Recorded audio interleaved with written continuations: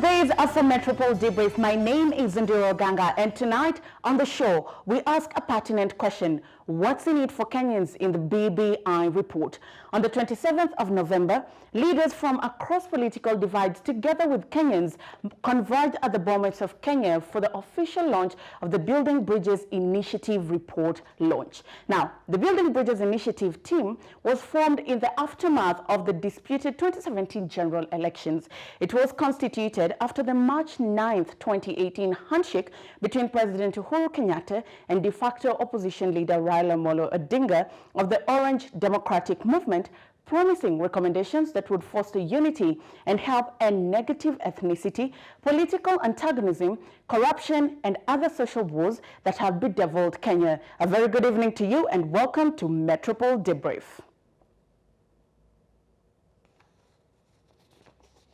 Raila Odinga have officially unveiled the Building Bridges Initiative report, the culmination of over 20 months of wide consultation on the state of the nation. With its launch, Kenyans have an opportunity to engage deeper on the issues that have been a drawback to Kenya's progress. Taifa hii letu lilikuwa na mgawanyiko katikati. Kuna sehemu zingine, tuseme mji huu wetu mkuu wa Nairobi, ukiwa kabila hili, ukikanyanga au ukiingia ni mawe. Kwa hivyo usiangalie yale mapendekezo yametoka pale useme sijui nini, Raila atakuwa nini lile moja. Hii si mabadiliko ya Raila au kwa Raila. Raila yuko leo, kesho hata kuweko. Uhuru vile vile hata kuweko kesho. Lakini Kenya itaendelea mbele. The president particularly called on political leaders to respect varied opinions on the report and avoid being driven by blind ambition. Na ndipo tunaona sana ajenda ya taifa inakwama, kwa sababu ukisimama kuongea kama kiongozi, wewe unajiangalia kwanza wewe mwenyewe, ni nini nitafanya, aidha nipigiwe makofi ama nipigiwe kura. A view that was echoed by Deputy President William Ruto. All of us as Kenyans must read this document for ourselves. We must interrogate. And the processes going into the future, I want to persuade us that from here going into the future, we should avoid a costly, potentially divisive, controversial processes that will divide us. President Kenyatta and the former Prime Minister Raila Odinga were in agreement in stating that the BBI report should transcend the pursuit of political power and address the daily bread and butter issues that affect Kenyans. The birth of the Building Bridges Initiative report sets pace for unifying Kenyans that have been largely divided on political stands. Key among the issues in the report is the creation of the Prime Minister position in governance and creation of technocrats position in Parliament. What remains now is the implementation of this report that has been long awaited. Victoria Amunga for Metropole TV, Nairobi. Comprehensive report after the launch of the BBI report by our very own Victoria Amunga. Let's now go through some of the highlights of the BBI report and what is contained in that report. One of the components of the BBI report is corruption, and it is believed that many Kenyans believe that the system is rigged and rewards corruption. Now, to fight this, the BBI is proposing, 1, banning public officers from doing business with the government. So this means that even, for example, the case of Kiambu County, where we saw their governor being accused in court of having companies of his children doing business with the county government, that will not be happening anymore, whether the business is done in a legal or illegal way.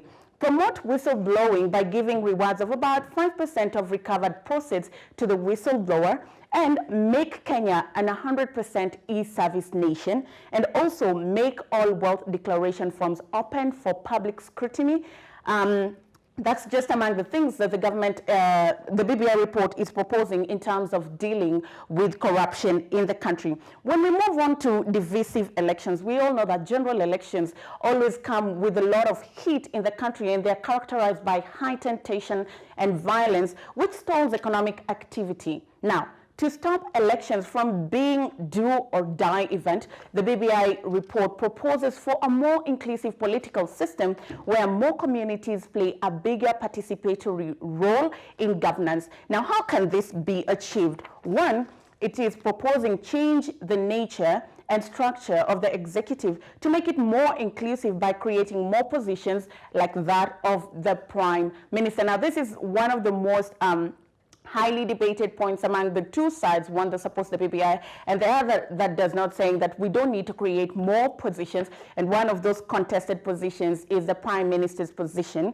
Also, establish an office for the leader of opposition who will be runners-up of the presidential election, and also crafting a cabinet comprising of technocrats and elected members of parliament. Now, we also, since President Uhuru Kenyatta got into office, we moved away solely from just politicians getting into the offices of cabinet secretaries, and we've seen most of the people who were given cabinet secretary positions were people who came from probably a technocratic background, and we've even seen it at county level where most deputy governors are from technocratic backgrounds. Now, when necessary, also, the president can name some members of parliament as state ministers to help cabinet ministers in their work at the National Assembly. So that's about that at that. So let's look at ethnic antagonism and competition. Although Kenya is a nation of diversity, this has often led to misunderstanding and conflict. Now, among the proposals contained in the BBI report to manage diversity, especially in the competition for power, include: one, ensuring that all public boarding secondary schools enroll half of their student population from outside the country. Well, this is nothing new. We've seen it before during the Form 1 selections. Kids from Western are being selected in schools to Central. People from the Lake region are going to schools in Nairobi. We've seen the Ministry of Education try to do that, but now looks like if the BBI report is implemented, it will be mandatory, doing away with the winner-takes-all model of presidency and establish a more inclusive political system. This is one of the reasons that causes a lot of tension, because when campaigns are done, it looks like it's do or die. You either win elections or you lose, and when you win, you take it all, and when you lose, you've lost everything. Also, strengthening the office of the Registrar of Political Parties to deal with ethnicization of politics. So those are some of the things that the BBI report is proposing under ethnic antagonism and competition. Moving on to devolution, which came with the 2010 Constitution. In order to address the challenges that are hindering the success of devolution, the report is recommending: one, retention of all 47 counties, but encourage them to form regional economic blocks. We all know that, for example, counties that are in the Lake region have formed the Lake Region Economic Bloc that we've seen. Governor Nyong'o was part of it. The late governor of Bomet County, Dr. Jose Laboso, was also very active in it. And Oparanya also is an active member of that bloc. Another will be finalizing the transfer of functions from national to county government, transfer health sector personnel elements from county government to an independent health service. So those are some of the changes or some of the things that the BBI report is proposing under devolution to just ensure that devolution keeps working and continues to work for the good of Kenyans. Under responsibilities and rights, despite the existence of a Bill of Rights to protect the rights of the citizenry, Kenyans still lack a healthy regard for their responsibility as citizens. Now, to ensure that you, Kenyan, as a citizen, meet your responsibility to self, family, community, and country, the report proposes the following actions. One, all cabinet secretaries, principal secretaries, and their families will be expected to attend government-run institutions, be it hospitals, as a means of ensuring that such institutions work to the benefit of all Kenyans, irrespective of their social class.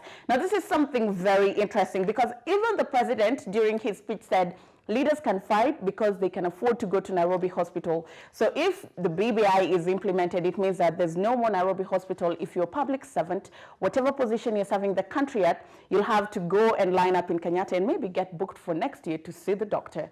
Under shared prosperity, in order to promote prosperity, the BBI report recommends that the country needs to have a 50-year plan and work towards it in phases of 5 to 10 years.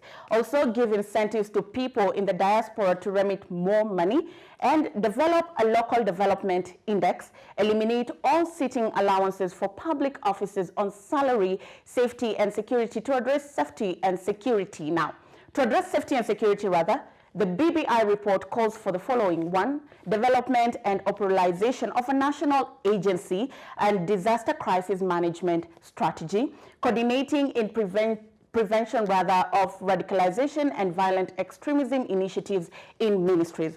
Moving on to inclusivity, where all citizens should have a feeling of national life and feel involved in the management of the country's affairs in order to build national stability.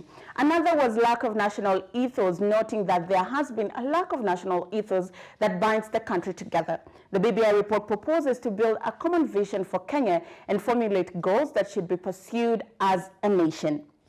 The 9 components, the 9 building tenets of the BBI put right there for you. There's corruption, there's ethnicity, there's competition in politics, there's also security, we've also seen inclusivity. So this is some of the building tenets of the BBI, and that's what they say. However, this does not stop here. After the break, I'll be joined by David Osiang, who is a policy and governance commentator, to just try and put some of these things into context. What's the difference between the BBI report and some of the reports that we've had released in the country previously? For example, the Truth and Justice Reconciliation Commission's report. What's the difference between the BBI and that report?